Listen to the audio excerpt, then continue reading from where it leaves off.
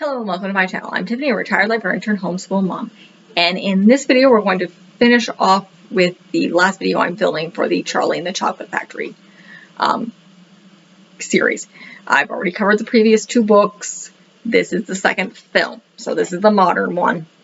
If you're not familiar with the story, please check out my other videos. I will go a brief overview of the book. The film sticks pretty close to it. I'm just going to do a loose overview.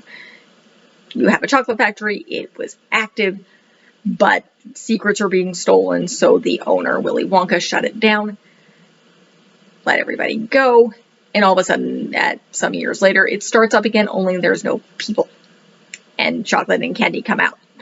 He decides to send out this big message, you do not see him, where he's going to send out 5 golden tickets in Wonka bars, which are his chocolate bars, and he's going to invite 5 people into his factory. So each one of these bars is caught by a different child. Now our main character is Charlie Bucket. He's very, very poor. His father is, in the course of the book, laid off from a toothpaste factory. All four of his grandparents hang out in the same bed, and they're eventually eating cabbage and water, and they're starving to death. And Charlie's able to get some money he finds in the streets and buys a Wonka bar and gets a golden ticket. And then the other 4 children are upper class and spoiled. You have Augustus Gloop, who's just very, very fat. That is his only personality trait. Violet Beauregard, who chews gum. Again, only personality trait is the gum chewing. Veruca Salt, who's a spoiled brat, who pretty much gets everything she wants. And Mike TV, who's just obsessed with television. So, and you have poor little Charlie. So all 5 of these kids go to the chocolate factory. In both renditions of the films, probably because of budgetary reasons, they only have 1 parent. In the book, they're 2. Also, in this film, as opposed to the previous film, they don't kill off Charlie's father. His father is in this book, in the film. So Charlie goes with his grandpa George. He's the one who goes with him. And the other kids, at least in the book, they have both parents. In the films, it's different. Now, they make a change in this film. So in the previous film, which is Willy Wonka and the Chocolate Factory with Gene Wilder, which I like better for various reasons, the parents, Augustus has his mother, which is the same in this film. Violet has her father in the previous film. It's switched to the mother in this film. Mike TV has his mother in the previous film. In this film, it's his father. And then, of course, Augustus has his mother. So you have those 4. And then you have Charlie with his uncle George. So they go in. Basically, in this film, because it's Depp, big gates open. They walk in. The gates close. You don't see him. You see some very strange puppet show that lights on fire. Burden is weird. Moving on. Depp shows up as Wonka. He's very weird. He doesn't really like children. He seems to be a bit of a very strange person. He doesn't like to be touched. He's just very, very weird. As opposed to Wilder, who was just kind of an obnoxious dick. Who has them sign a giant letter contract. That is not in this film. That's not in the book. Again, this film is far closer to the original book. They get in, they reveal the chocolate room. So, which pretty much everything is edible, which is obviously both films do this. My problem with this film when I initially just rewatched it is, as opposed to the Wilder film, the parents and the children have a sense of wonder and excitement when they see this room, because they've never seen it before. Even when they were filming, this was the first time the actors would have seen this amazing set. You don't get that in this film. It's very toned down. Veruca's father in the previous film kind of basically, all the parents go crazy with this candy as well. Veruca's father is he's very lawyerly. He's very stand back-ish. It's very, very weird. Some of his traits remind me of Violet's father in the previous film. So it's not as exciting. The children don't seem to act like children in this part of the film as opposed to the previous film. They're very, very standoffish. They're very, very quiet. And then they kind of become creepy. And then you get the Oompa Loompas. This is my real pet peeve with this film. For budgetary reasons, this is how they decided to do a lot of other things. The film is far more loud and modernized. Is probably the best description. It's more modernized than obviously the previous film because that was in the 70s. So it adapts to modern audiences. But this is the Oompa Loompas, and this drives me crazy.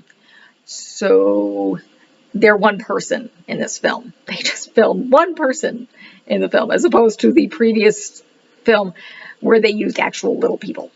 So they paid one actor, while the previous film actually played, humans.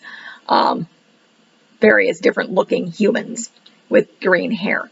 This is one person with black hair, pretty much always dressed up. They do show him as in drag later in the film as a secretary. Ooh. Now this one does something the other film doesn't. I'm not sure how I feel about this.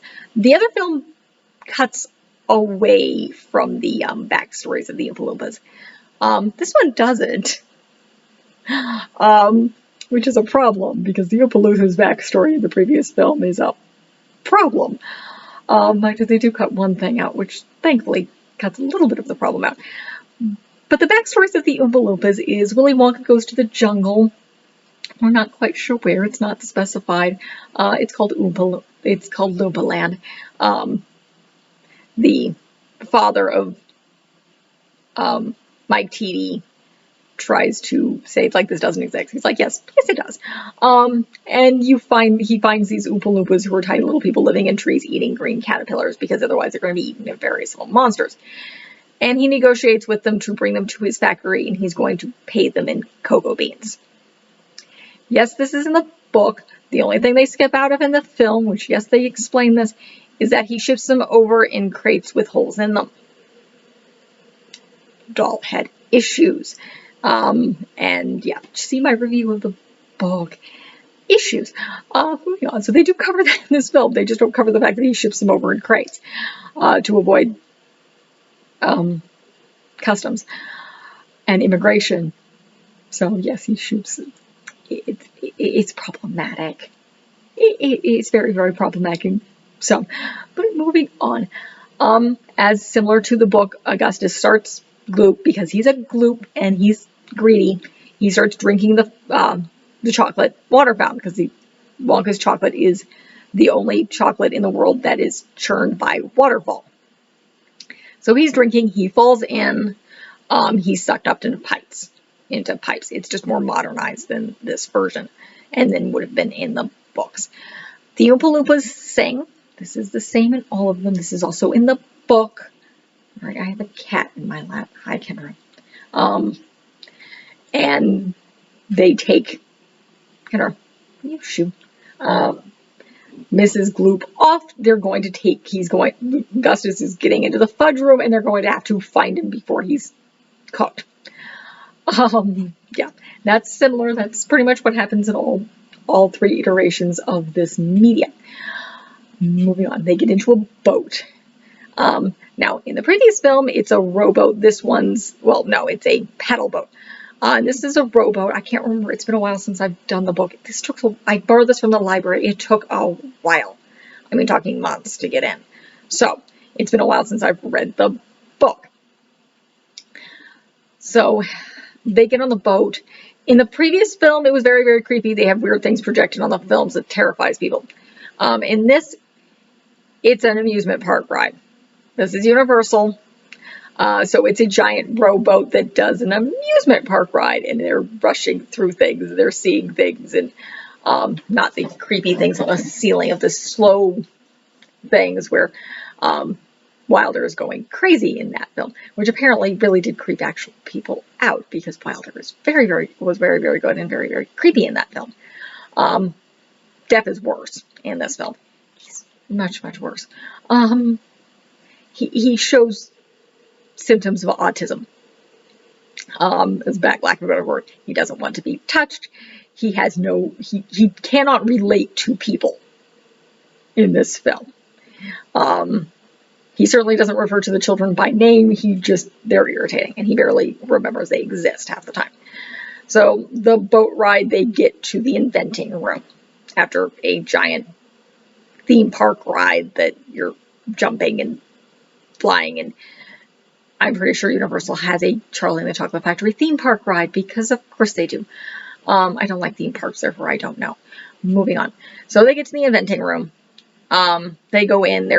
It's very different than both the book and the film, because again, they've upped the technology, which, I mean, they updated it. So not a bad thing, but it's a lot louder and a more industrial than both the book and the film. But again, time difference. Then you have basically, in the previous film, they do some weird thing where they're covered in foam in a train. Not in the book, not in this film. They go straight to the gum incident. So this is Violet's problem. She chews gum. Now in this film, she's also hyper competitive. So she wins. She has an added personality trait besides gum chewing, which is literally her only personality trait in the previous film and the book. Besides, of course, again, being obnoxious. So he shows them the gum, only I believe she takes it from the machine directly. And I think in Wilder's version, he tries to get her to stop a little bit more than Depp pretty much is far more calm with this. She chooses the gum. It's a 4-course meal. You have the tomato soup. She does seem to be channeling the original actress a little bit in this, but she has her mother, both the film, the mother and the father egg her on. So she gets the tomato soup. I don't know whether it's a 3-course. In the original book, it's a 4-course meal. It's you have the soup, you have the baked potato and roast beef, and then the blueberry pie. And she turns into a blueberry. The film overdoes it in the original film, and I think possibly in the book. Essentially, she just kind of expands. This one, she becomes gigantic. She goes from the size of a little girl to the size of this room, essentially. Which again they exaggerated a lot more. The Oompa Loompas sing. They roll her off to the juicing room. Though I believe in the previous film, he explains we have to get her squeezed before she explodes. And the mother doesn't quite freak out as much as the father does in the previous film. But again, the scenery is toned up. The people seem to be toned down, though that might be truer to the book. So Violet is rolled off to be juiced, and her mother is gone with him. Then they go through to the major change between these two films and why this one is more accurate to the book. Now, one thing that keeps popping up in here, and we'll get to this in the very end, Wonka has a backstory. It's really weird. His father was a dentist, and you keep getting these weird little flashbacks. That is not in the book. That is Burton created, and it's really, really weird. And you see what you think is Wonka wearing braces in a giant, head enclosure. He has headgear, only it's huge and exaggerated. It's weird, and it's creepy. And the guy who played Sauron in the Lord of the Rings films is his father. He's in his 90s. I think the actor is literally in his 90s. Moving on. So they come to, this is Veruca's failing. So this is the squirrels. Now in the previous film they did golden geese, and Veruca goes in and she has a huge song number. And she ends up standing on the garbage chute, and she's a bad egg and she falls through. That they had to do for the film, that previous film, because they didn't have the technology to do squirrels. Now we have CGI. So you have the CGI squirrels, which is more true to the book. Veruca sees them. She wants one. Wonka won't sell her one. She goes in and tries to take a squirrel. And as is in the book, the oldest excuse me, the squirrels tackle her, and knock on her head, proves there's nothing in it, which is what they do with nuts. She's a bad nut. Literally nothing's in her brain, and dump her down the laundry chute. The Oompa Loompas sing. Her father wants to go down with her. They drop her down. In the book, they have different chutes. In the film, they have just a giant thing in the middle. And her father gets in. Again, the Oompa Loompas sing, which is also true to the book, though I think the songs are different. Oh, excuse me. So, sorry. Late in the evening, I film when my child is sleeping. So, moving on. So the father goes down and he jumps into the chute. Now in the book, the squirrels attack him, knock on his head, and throw him in. And they do that with the mother too, because again, both parents are with them in the book. So both parents go with their kids.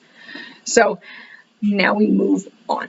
So the salts are now gone. You have the two boys. You have Mike TV, and then you have Charlie.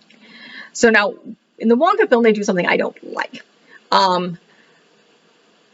Charlie and his uncle go into the room where you had the fizzy lifting drinks, which is mentioned in the book in passing, where the Oompa Loompas float on. No, they do not bring that in.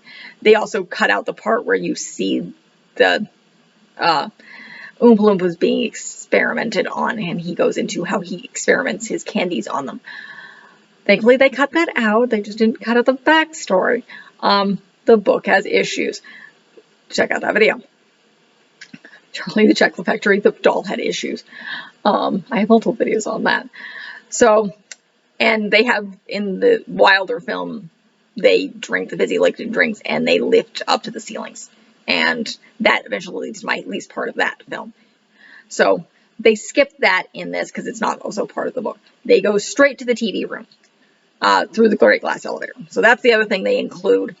That they, of course, technology they couldn't put in the previous film, where they see the mountains and pretty much this huge factory where you have fudge mountains and you have a little city. Well, they cut that out.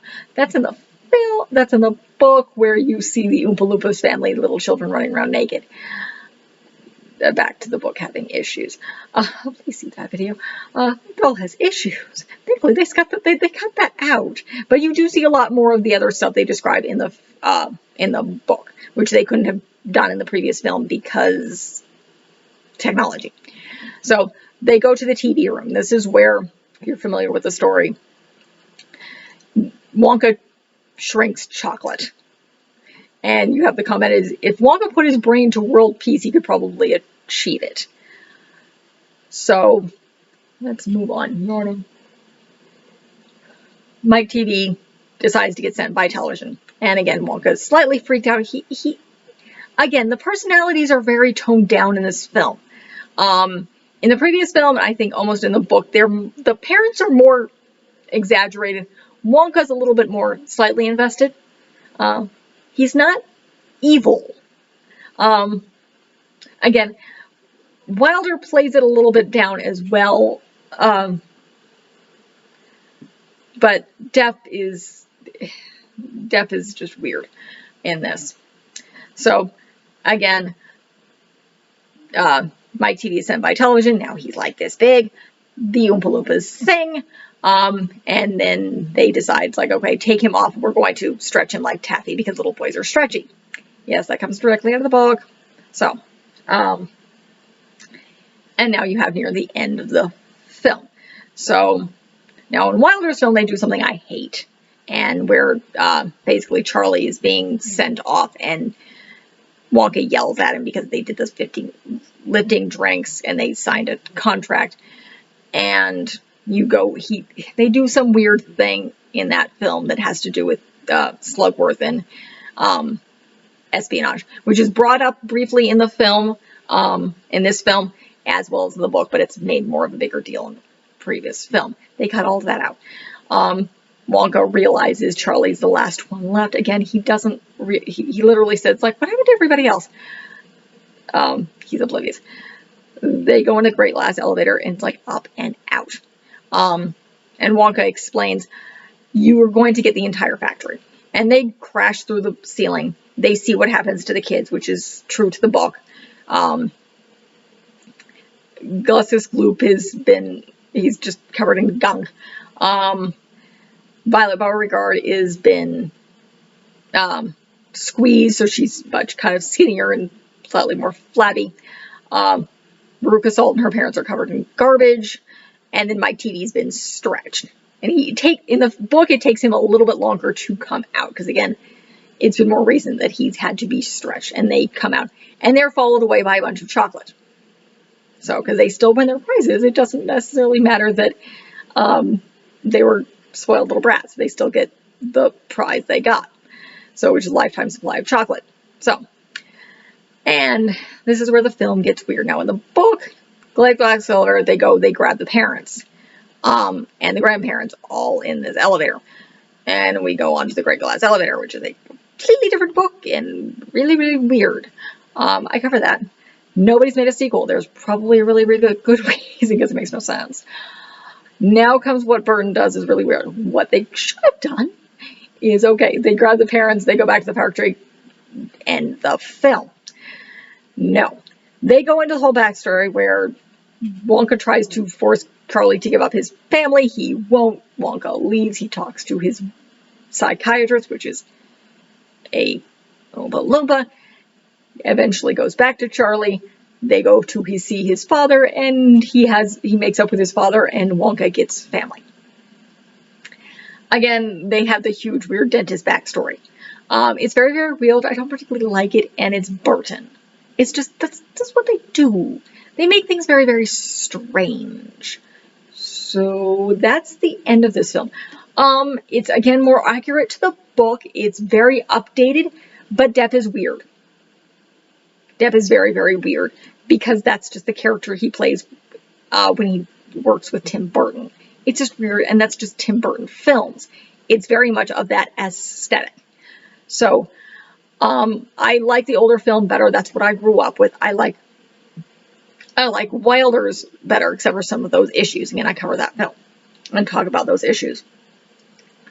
I'm not sure how I feel about them covering the backstories of the Oompa Loompas, because again, that's one of the major problems in the book. Racism. Lots of racism. Dahl had issues. Very, very, very many issues. I do not like the backstory in this film.